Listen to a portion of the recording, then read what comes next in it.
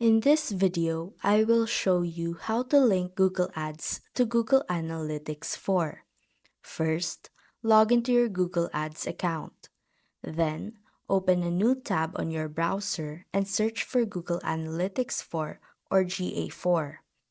Click on Analytics Tools and Solutions for your business, and then click on the Get Started Today button.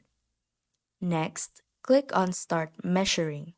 Scroll down through the Terms and Services, then click Next.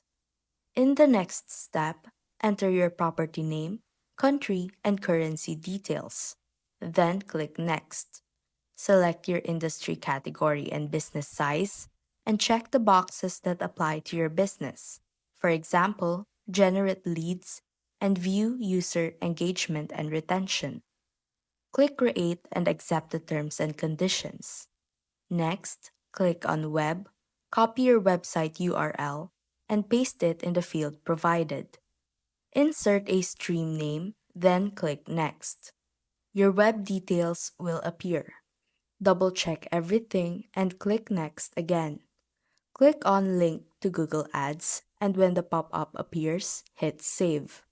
Select Choose Google Ads account, check your website name, and click Confirm at the upper right corner of your screen.